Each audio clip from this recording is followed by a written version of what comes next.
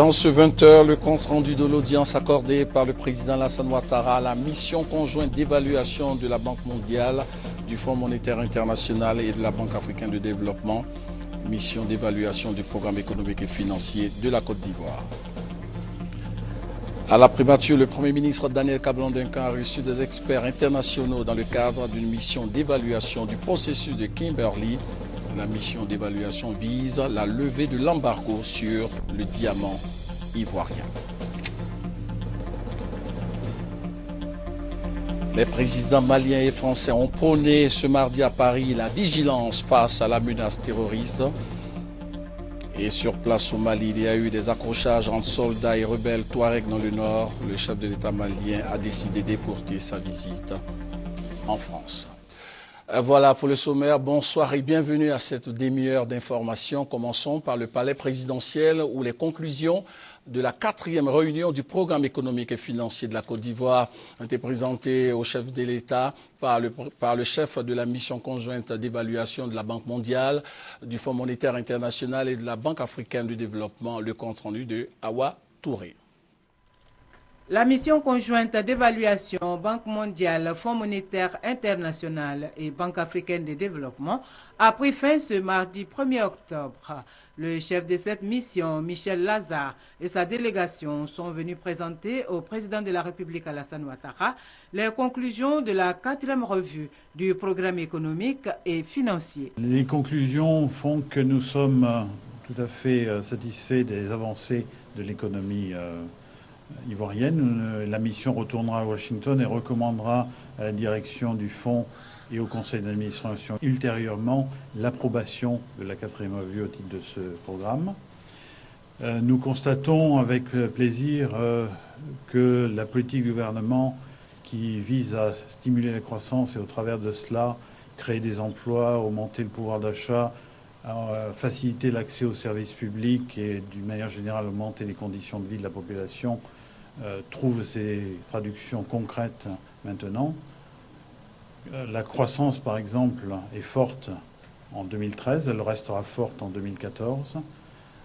Nous voyons quelques éléments de traduction de cela dans une augmentation de l'emploi dans le secteur formel. Nous voyons aussi l'augmentation de l'investissement public et la mission a obtenu des réactions des partenaires du secteur privé, des investisseurs, montrant que l'effet d'entraînement se produit et le secteur privé commence à se développer et à investir de façon importante, ce qui est un bon signe en termes de croissance pour le restant de l'année et pour 2014. Nous avons dans cette perspective donc confiance dans les opportunités qui se présentent à l'économie de la Côte d'Ivoire et nous voyons cela se traduire à terme par de nouvelles créations d'emplois, l'augmentation de pouvoir d'achat et donc des bénéfices concrets pour la population à partir de 2013-2014. Les questions liées aux réformes structurelles qui accompagnent le programme économique et financier, de même que celles relatives aux facilités pour la réduction de la pauvreté, ont aussi été abordées au cours de cette rencontre entre le chef de l'État et la mission conjointe. Une session ordinaire de l'Assemblée nationale de Côte d'Ivoire s'ouvre demain mercredi. À la veille de l'ouverture de cette deuxième session, la rédaction revient sur des textes de loi votés par les députés au cours de la première session ordinaire et des sessions extraordinaires écoulées. Victorine Yao-Yoboye. Ouverture demain mercredi de la deuxième session ordinaire de l'Assemblée nationale pour l'année 2013. Cette session sera largement consacrée à l'adoption du budget 2014 et à la loi de règlement des budgets antérieurs, dont celui de 2012. Mais avant, retour sur les activités de l'Assemblée nationale pour l'exercice 2013. La première session ordinaire s'est tenue à l'hémicycle du 24 avril au 24 juillet dernier. 20 textes de loi ont été votés par les députés. 8 sont des lois nationales. Exemple, la loi relative à la lutte contre la cybercriminalité et celle portant modification du budget pour la gestion 2013.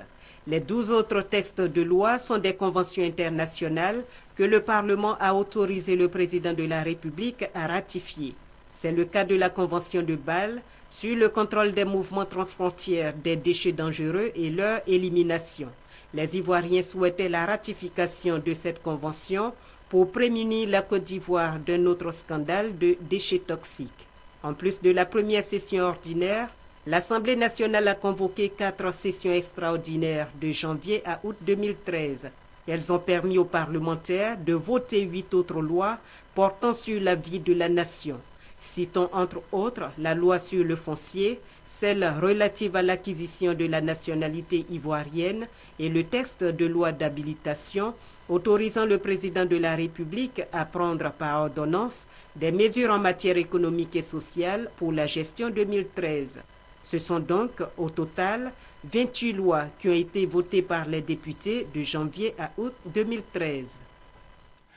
À la primature, le Premier ministre Daniel Kablan-Duncan a reçu des experts internationaux arrivés en Côte d'Ivoire dans le cadre d'une mission d'évaluation du processus de Kimberley. La mission d'évaluation vise la levée de l'embargo sur le diamant ivoirien. Le gouvernement se dit prêt à mettre tous les documents à la disposition des enquêteurs pour favoriser la réintégration de la Côte d'Ivoire au processus de Kimberley. Cette réintégration permettra donc à la Côte d'Ivoire de reprendre ses exportations du diamant. Hugues Hervé-Blé. La mission de revue du processus de Kimberley en Côte d'Ivoire, reçue par le Premier ministre ce mardi, est présente sur le territoire depuis dimanche. Elle est en Côte d'Ivoire pour une évaluation qui vise la levée de l'embargo sur le diamant ivoirien. Depuis plusieurs mois, des dispositions ont été prises par le gouvernement pour se conformer aux axes majeurs du processus de Kimberley.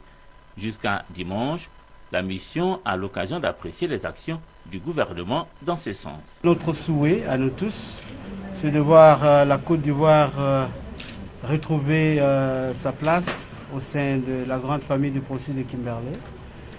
Nous sommes venus pour voir exactement ce qui est fait. Nous croyons déjà, nous avons foi que ce qui est déjà sur papier est déjà un signe qu'il y a quelque chose de positif qui est en train de se faire en Côte d'Ivoire.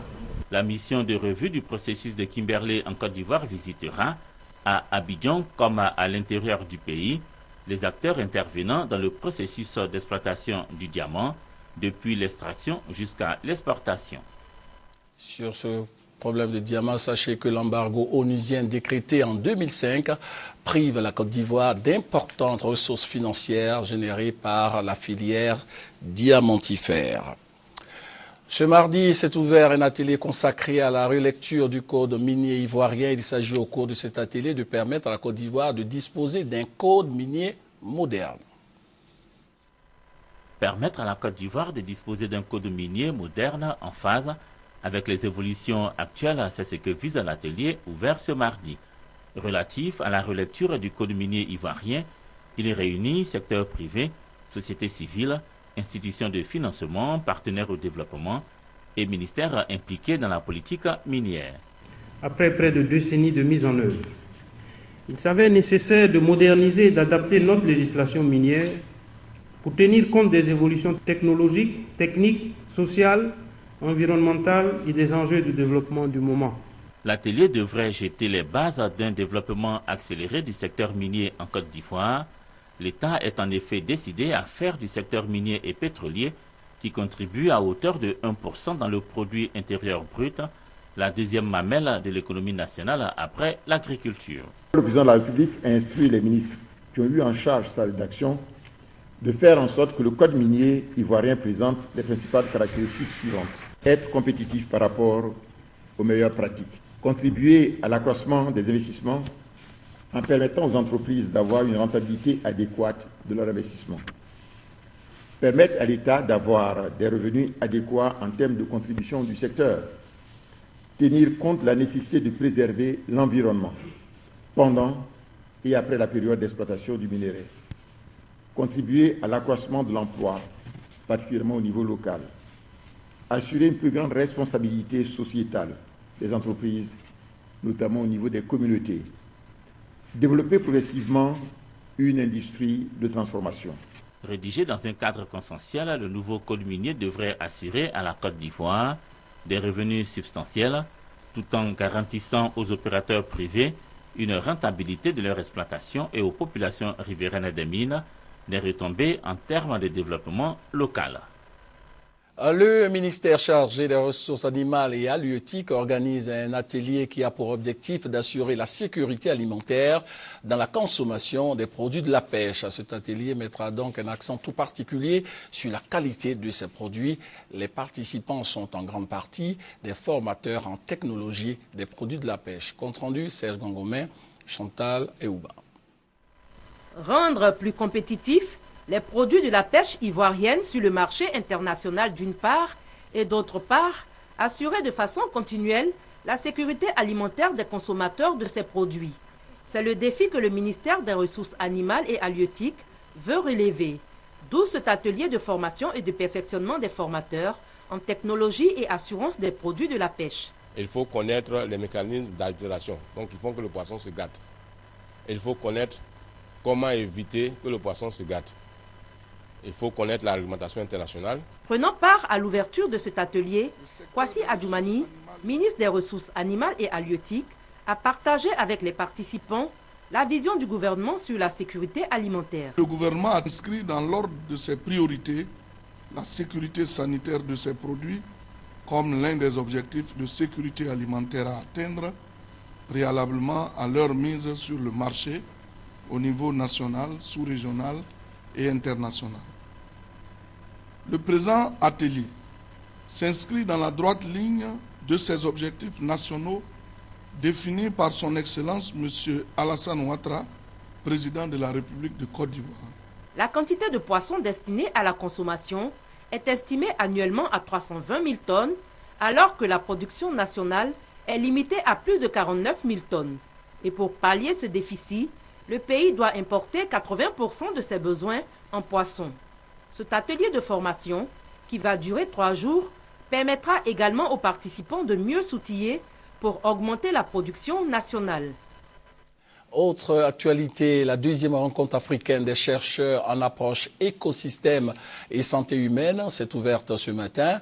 Cette rencontre qui s'inscrit dans le cadre de l'adaptation au changement climatique est initiée en partenariat avec le Centre suisse de recherche scientifique, les universités du Bénin et de la Côte d'Ivoire. Honorine Agnigori.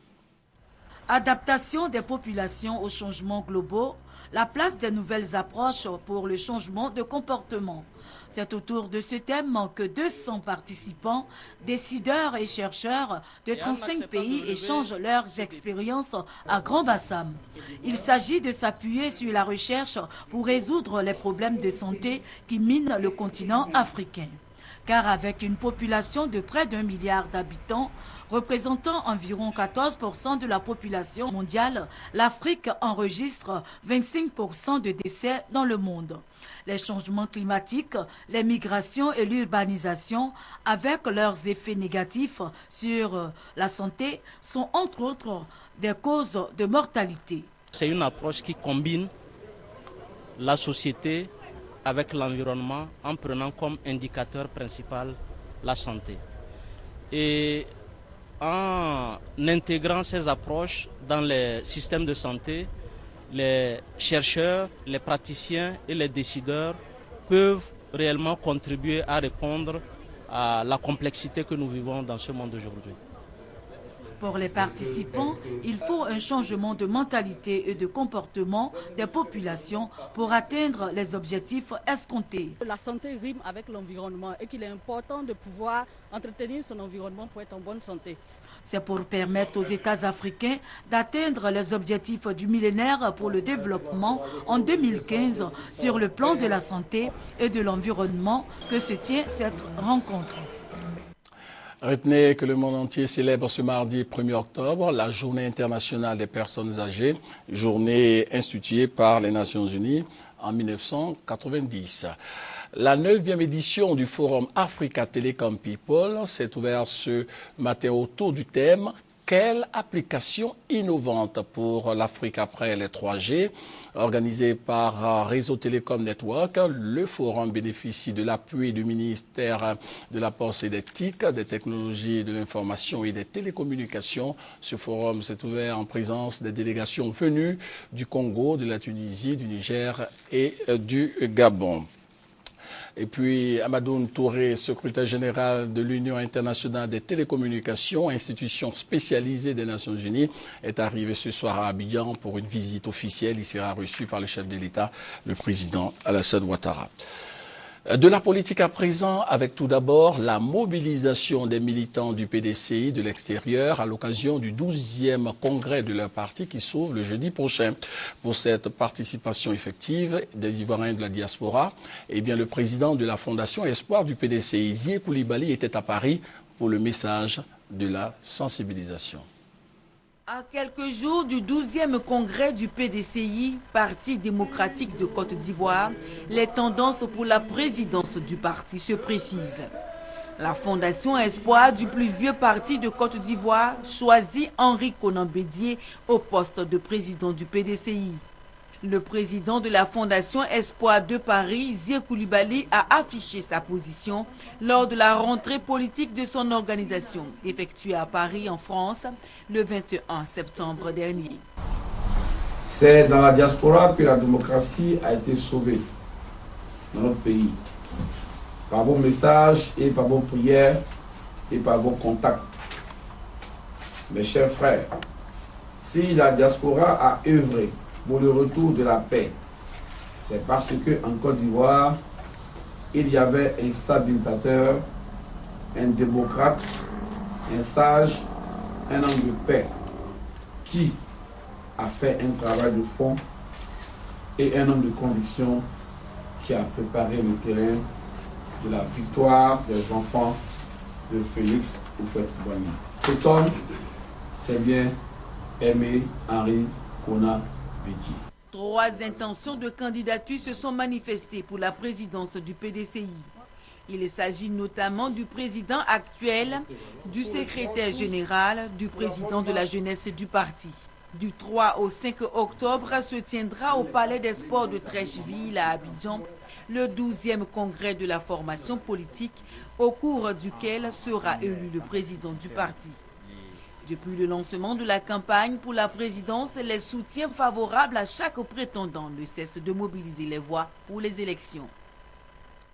Le RDR, le Rassemblement des Républicains de la région du Hambol, a effectué sa rentrée politique récemment.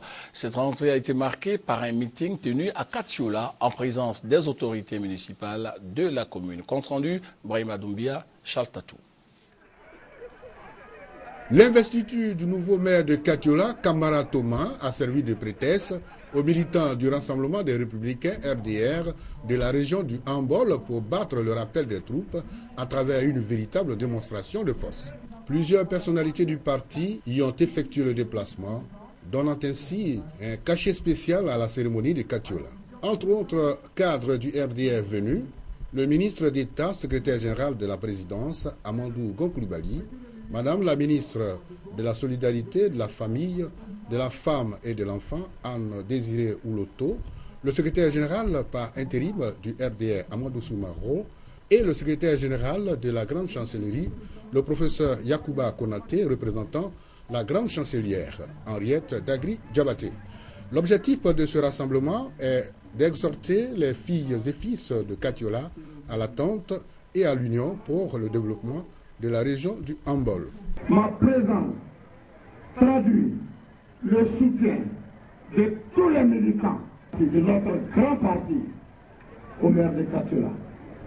Et nous voulons lui demander d'être à l'image du président de la République qui, par sa volonté d'amener notre Côte d'Ivoire vers l'émergence, l'ensemble des fils et des filles de notre pays. Les valeurs que les Ivoiriens ont choisies en 2010, dont le chef de l'État est le grand porteur aujourd'hui en Côte d'Ivoire, en tournant la page à la facilité, en tournant la page à la malhonnêteté, en tournant la page au mensonge, c'est parce que nous voyons dans notre jeune frère Kamara Thomas, porté aujourd'hui par les populations de Katiola, que ces valeurs sont les siennes. Face aux nombreux défis à relever, les populations de Katiola placent un grand espoir en la visite prochaine du président de la République dans leur région.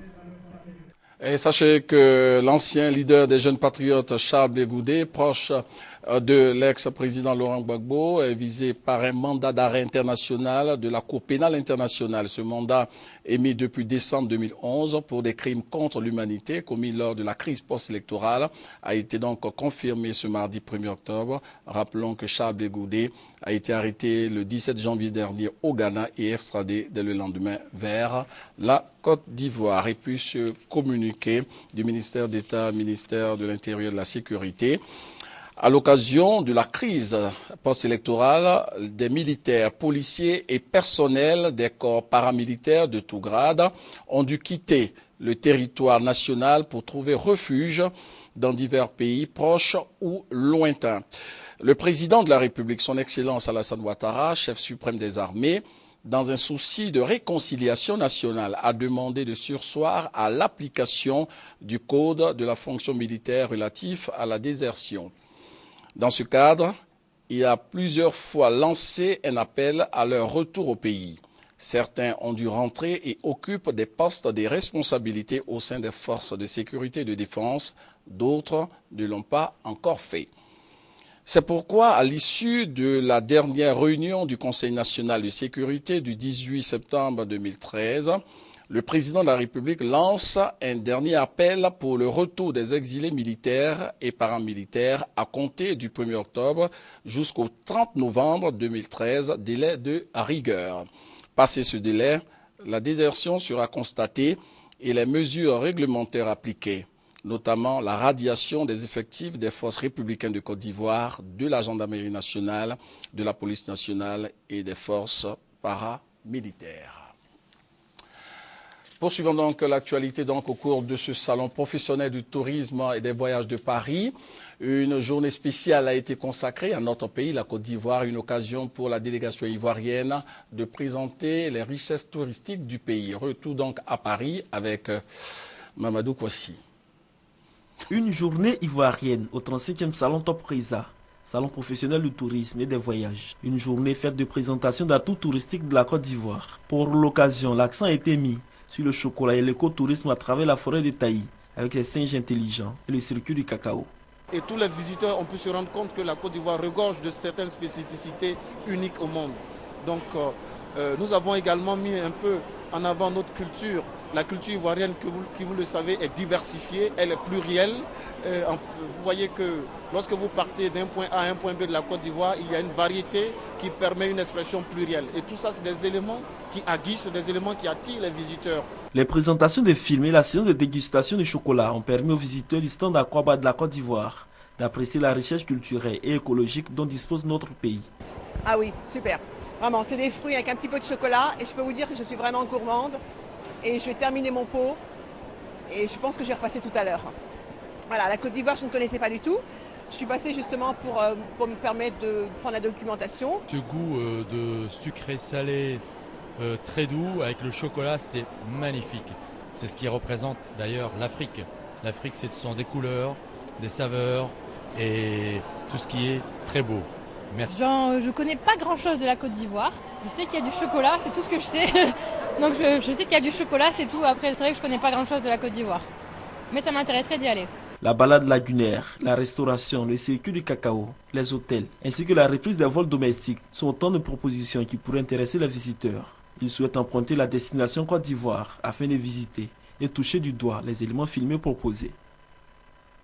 Comme annoncé dans les titres, les présidents maliens et français ont prôné ce mardi à Paris la vigilance face à la menace terroriste. Et sur place au Mali, la calmie était revenue après des accrochages entre soldats et rebelles touaregs dans le nord et la grogne de militaires réclamant des promotions face à cette situation qui prévaut dans son pays.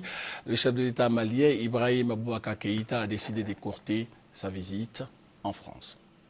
La visite en France du président malien Ibrahim Boubacar Keïta devait durer 4 jours, mais lundi soir, on apprend de sources françaises qu'elle sera écourtée. IBK rentre au pays ce mardi, juste après sa rencontre avec François Hollande. Les deux présidents ont évoqué la situation sécuritaire au Mali qui explique ce retour anticipé et prôné la vigilance face au terrorisme. Mais Ibrahim Boubacar Keïta est reparti sans faire de déclaration à la presse. Il rentre pour rassurer des Maliens qui, en quelques jours, ont retrouvé leur vieux démon. Dans le camp militaire de Kati, près de Bamako, des tirs ont retenti lundi suite à un différend entre d'ex-soldats putschistes. Certains militaires auraient réclamé des promotions, à l'instar de l'ancien capitaine Sanogo, devenu général, et ils auraient blessé un de ses proches. À Tombouctou, au nord, la menace terroriste est réapparue avec l'attentat samedi contre un camp de l'armée malienne revendiqué par AQMI. Enfin, à Kidal, bastion du MNLA, des accrochages entre le mouvement armé Touareg et des soldats maliens ont éclaté dimanche et lundi. À l'origine de ces incidents, une grenade lancée contre des soldats maliens gardant un établissement bancaire. Cette présence militaire serait vécue par le MNLA comme un retour de l'État malien qu'il rejette. Au niveau de la banque aussi, aujourd'hui, nous allons prendre d'autres mesures. J'ai déjà donné des instructions au commandant de la région ainsi qu'au directeur de la banque. Désormais, ce seront des casques bleus de la MINUSMA qui garderont les lieux. Des soldats français de l'opération Serval ont été appelés pour neutraliser une deuxième grenade non explosée.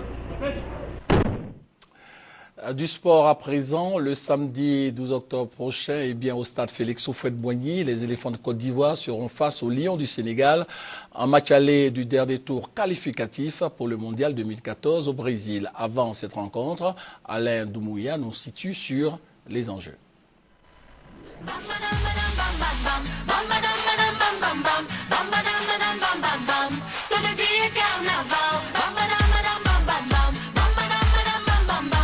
Éléphants de Côte d'Ivoire, Lions du Sénégal, comme on se retrouve. Après le duel fratricide de la CAN 2013, le hasard du tirage au sort du Mondial 2014 oppose une fois de plus, une fois encore, ces deux équipes. L'on se rappelle que les éléphants avaient scalpé les Lions en deux rencontres mémorables.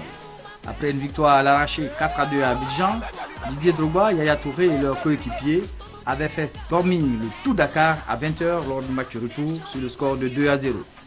Ce jour-là, les incidents ont eu lieu et le Sénégal paye aujourd'hui pour le match retour qui se déroulera à Casablanca au Maroc. Mais pour ce match aller du samedi 12 octobre à 17h au stade Félix Houphouët-Boigny, les éléphants, qui sont du reste favoris, ne doivent pas prendre de haut les coéquipiers de Patrice Cissé. En effet, si historiquement le Sénégal a toujours baissé pavillon devant la Côte d'Ivoire, la vérité d'un jour n'est pas forcément celle du lendemain, même si les Ivoiriens sont confiants. Vu les performances, la Côte d'Ivoire est favorite et je crois qu'elle va gagner. Alors sur deux matchs, je dirais que la Côte d'Ivoire sera qualifiée. Je pense que les éléphants nous feront plaisir. De toute façon, ils sont favoris. 2-0. À quelques pas d'un mondial brésilien, la Côte d'Ivoire misera sur ses atouts majeurs, particulièrement sur son quatuor gagnant, Drogba, Yaya, Gervinho et Kopa Barry. Les doutes aperçus face au Maroc devront être effacés. La défense a besoin du retour de Kolo Touré, le joueur de Liverpool, afin de consolider un rideau défensif mis à rude épreuve par les autres lions de l'Atlas. Côte d'Ivoire-Sénégal, ce n'est pas seulement un derby ouest-africain, mais c'est aussi un match aller important pour les éléphants de Côte d'Ivoire qui peuvent dessiner les contours d'une probable qualification à la Coupe du Monde 2014 au pays du roi Pelé. Voilà, c'était Alain Doumouya. Il n'y a pas d'argent. Le 20e tour cycliste de Côte d'Ivoire, tour de la réconciliation, n'ira pas jusqu'à son terme. Il n'y a pas d'argent. Les cyclistes ont été priés d'arrêter la compétition. Des précisions avec Sébastien Ouéa. Ce tour de Côte d'Ivoire, très attendu dans la sous-région et qui prône la réconciliation, devait se courir en 10 étapes. Le top départ a été donné à Touba le vendredi 27 septembre dernier avec la participation de 9 pays. Cependant, pour question de moyens, le Tour de la Côte d'Ivoire est obligé de s'arrêter après l'étape de Ferkessédougou, la 5e étape. En réalité, depuis le mois de novembre 2012, vous entendez bien, novembre 2012, donc ça fera bientôt 1 an, nous avons reçu un document de la Direction générale des sports ou du sport de haut niveau, nous disant quelles étaient les compétitions internationales retenues par l'État de Côte d'Ivoire auquel l'État de Côte d'Ivoire devait donc faire face. Entre autres compétitions, il y avait le Tour de Côte d'Ivoire. Nous avions demandé un budget de 230 millions et le ministère nous a répondu que 230 millions, ce n'était pas possible, mais que l'État allait prendre en compte la moitié. Que l'autre moitié, il nous fallait trouver cela avec nos sponsors. Ce que nous avons fait, Vous avez même pu constater qu'il y a pas mal de sponsors qui sont venus nous aider. Mais en réalité, ce n'est pas pour 100 millions. Ils ont fait ce qu'ils ont pu. Vous avez vu que nous avons pu démarrer le tout. Maintenant, il reste la part de l'État de Côte d'Ivoire. J'ai fait toutes les démarches qu'il y avait à faire. Je me retrouve aujourd'hui sans rien, sans un sou. Dans ces conditions, je suis au regret de vous annoncer que nous allons arrêter le tour à partir de ce jour. C'est tout simplement dommage pour la Côte d'Ivoire. Voilà, terminons avec cette image. La cathédrale Saint-Paul d'Abidjan, conçue sous l'initiative du président Félix Houphouët-Boigny, est bénie le 11 mai 80 par le pape Jean-Paul II et consacrée le 10 août 1985. Se meurt à petit feu, comme vous le voyez. Eh bien, des images dégradantes qui ne feront pas du tout plaisir à Félix Houphouët-Boigny. On espère que la réhabilitation se fera dans les jours qui suivent. Merci de nous avoir suivis. Bonne suite de programme sur RTI 1 et portez-vous bien.